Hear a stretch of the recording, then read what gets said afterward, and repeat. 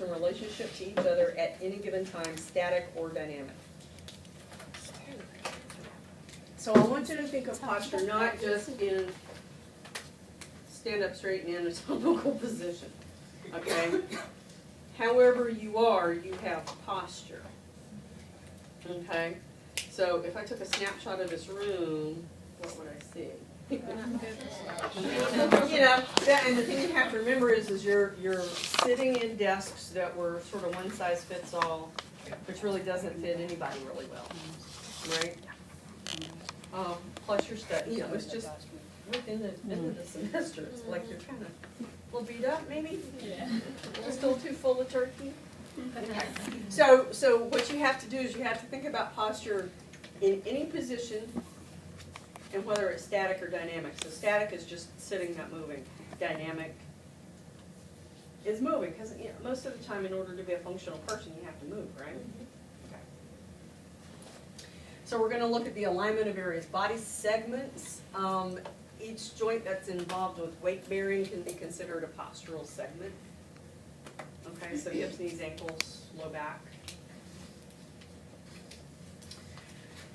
So when we were looking at the spine, we looked at those postural curves. We looked at those normal curves within the spine, right? So, and I think I've got some pictures later on.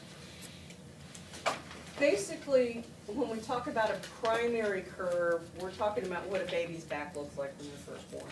So it's a concave anterior. So basically, a baby's spine is just rounded all the way around. You know, babies look kind of like little lumps, don't they? You have to hold their heads because they don't have enough strength to hold that little wobbly head on, right? Okay. So that's what we call the primary curve. So if everything is concave forward, then your thoracic and sacral curves are going to be primary curves. So in other words, they're where they need to be.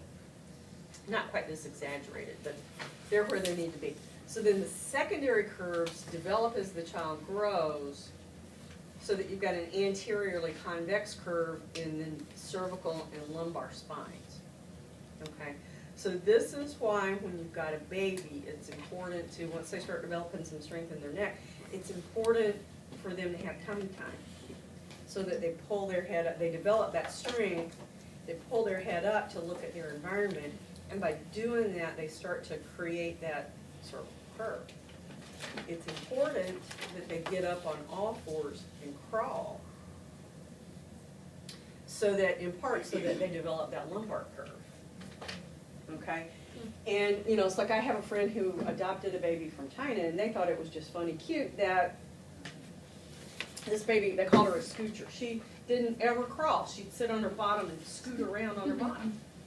And it was cute and funny, except that she actually had some coordination issues later on because she wasn't ever made to crawl.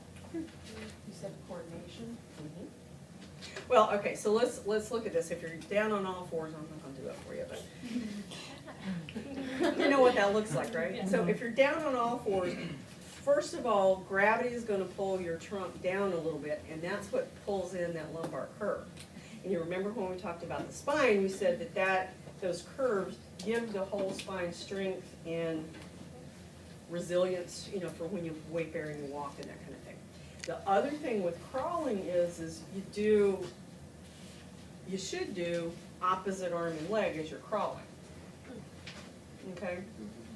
So, you know, if you know a baby that you can go look at, go off and babysit one evening.